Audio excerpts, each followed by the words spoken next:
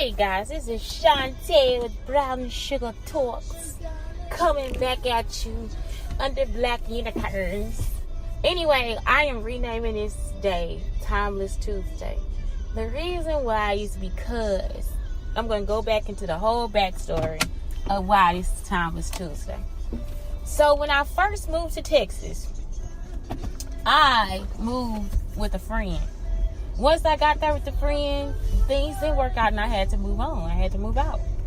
So as I moved out, I just started having all these firsts. You know, like I had my first big old apartment. Y'all, it was in the middle of the hood. I had to move in 2 weeks. When I moved, I then moved into a roach-infested apartment. I stayed there for a little while because it was on the lake. I didn't even cook in my apartment. I couldn't cook at the apartment because the roaches would come and steal my food. Also in the first apartment, I had never seen ants come off and carry a pizza. I was like, what the hell kind of shit is this? Like, where the fuck am I? Like, what is this? I'm talking about the ants actually picked that bitch up. It was like 100 of them underneath the pizza. I was scared. And they took it down. And it was a big slice. It was like a Chicago slice, like a New York slice of pizza. They took that bitch underneath the cabinet. I mean, I just let them take it because I was like, fuck it. Ain't no sense in fighting no ants. I just left. I let them have it. So that was just my situation. I mean, that's why I think now I have a fascination with ants. Anyway, I then came to the point where I was just like going to work, coming home, going to work, coming home. Not really connecting with people, and I wasn't trying to. I had one person that was trying to help me come up, you know. I had no furniture. All I had was clothes. When I moved from I just took enough. I just packed enough to keep in my truck. So it wasn't that I was like anything was going on. It's just I worked so much. I didn't have time. I didn't need anything, and I didn't have time to go pick it up. I worked so much.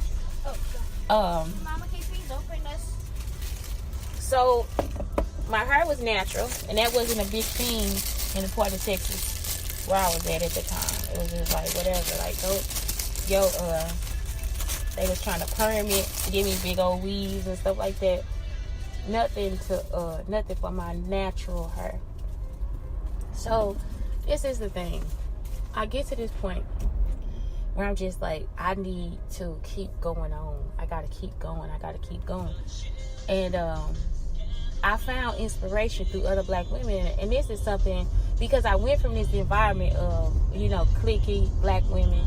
And I'm not saying that that's bad. You know, it was just like, I felt like the school environment that I was in was basically a clique. It's like we couldn't interact with each other. Like we would all meet in one place, but everybody would be separated. Like it'd be Asians, blacks. We didn't really have any Hispanic students or white students. And I myself joined a white sorority just because I had actor friends that were in there, and I just felt closer to them than I did really to anybody, for real.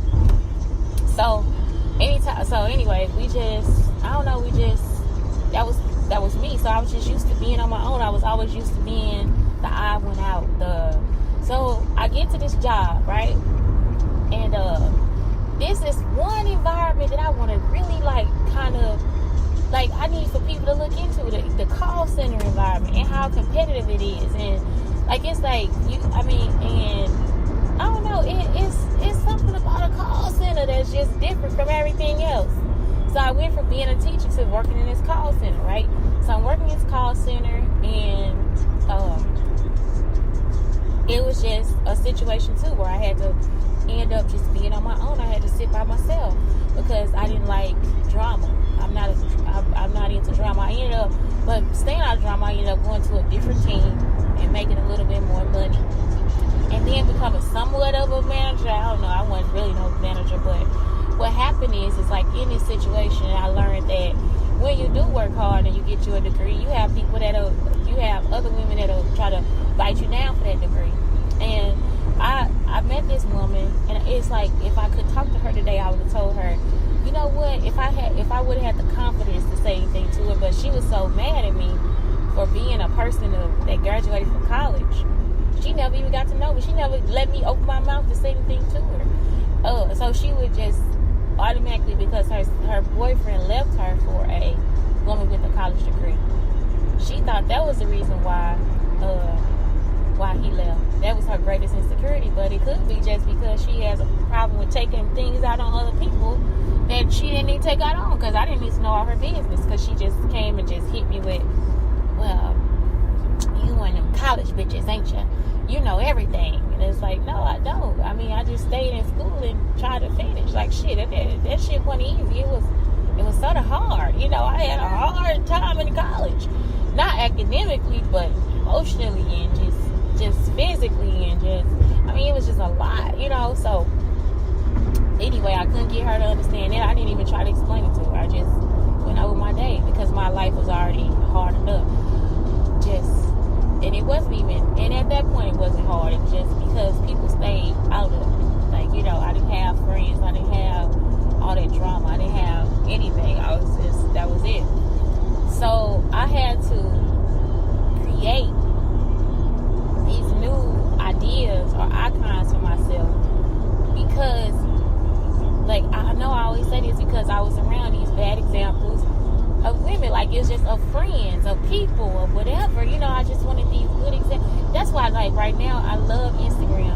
I just love it. I mean, I know a lot of people look at some stuff like super scent. I love that she and if I start crying, because see, I've been emotional about my black people these days, but I'm serious. Like, I look at Super Sit and I'm like, man, she in Louisiana. She come up with this crayon box idea, and she did it. Like, she actually finished it, her process. And when you look at all the people that she had supporting her, all her girls that she had supporting her, and not one time she'll get on there and talk about people and what they say, but they not her girls. You know, like, her girls not the ones that's saying it, and they out just having fun, taking care of each other, supporting each other, doing videos of each other, having dance offs and all that's friendship at its essence. It was a one skit where they did, like, the girls sitting down at the table and talking about their man, and I was just like, oh, that's just sweet shit. Like, that's good shit. Like, where you can sit down and be cool with somebody, because you should be able to do that. You know, I was in an environment where you could do that. Like, where they were like, you can't do that, and you couldn't, because a bitch will sit up there and still try to take your man.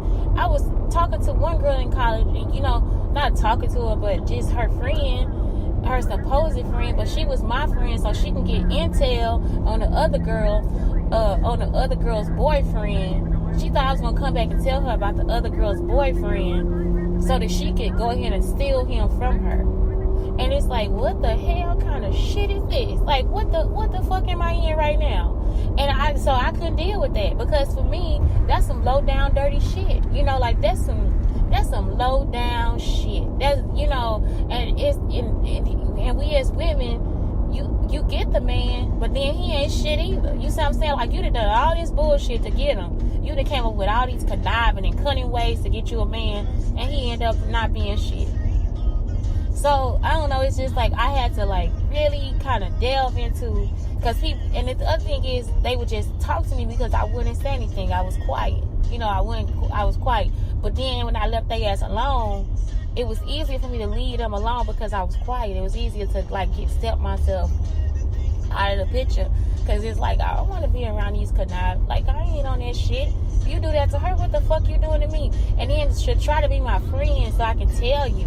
Like, what the fuck you... Oh, okay. So, anyway, as the days go on, right, it's like I have to come back to that timelessness, to where when friendship was good. And this is why I fucking love Cardi B, too.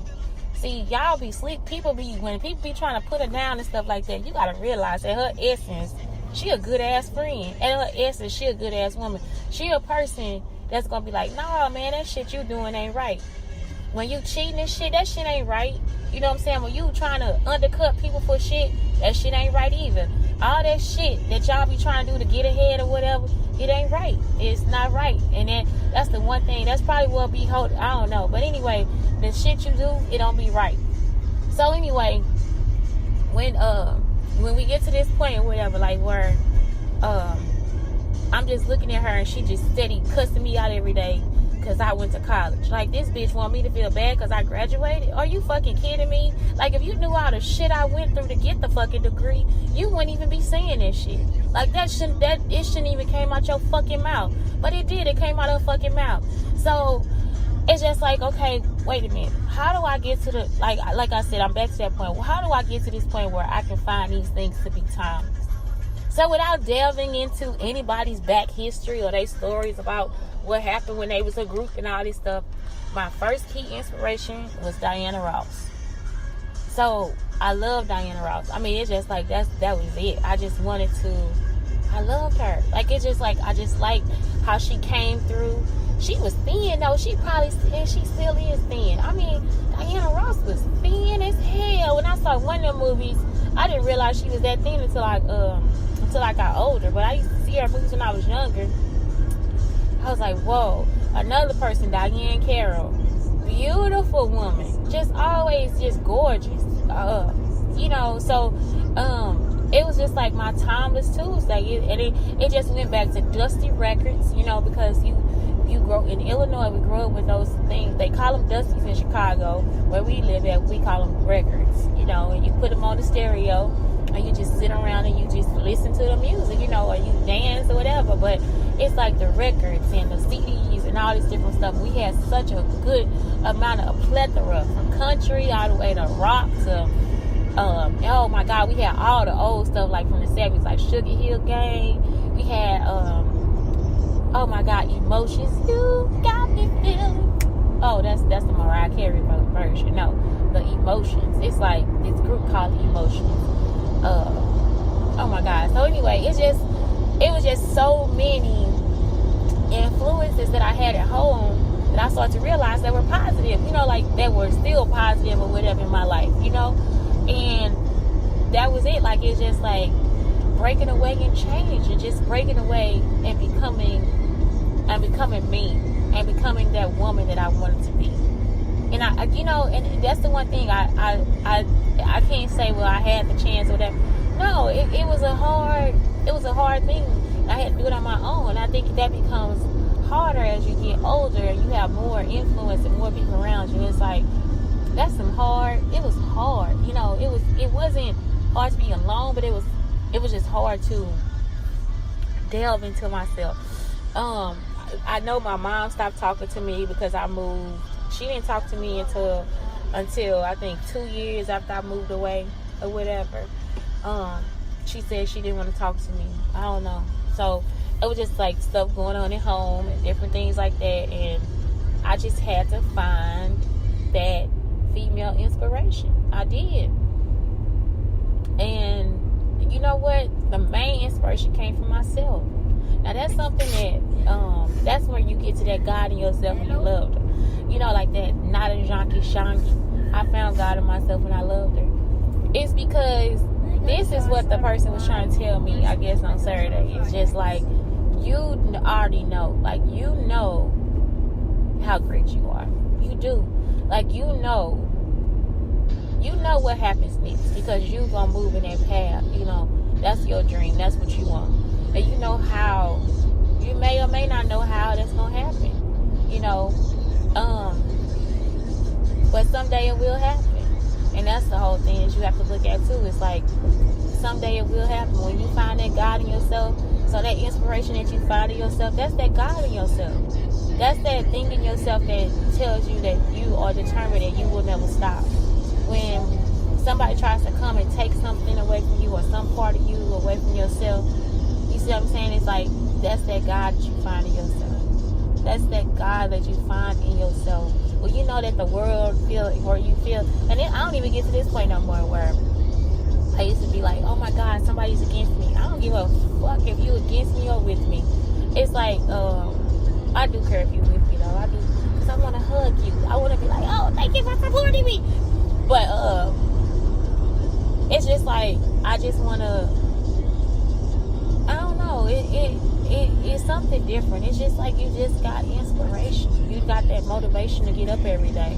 And it doesn't matter where you at in life or how you do it or whatever. Because I've been on my own at the bottom. And I made it to somewhat of a top or the middle, I don't know. And then it was all snatched away from me, and now I'm with a kid on the bottom. And this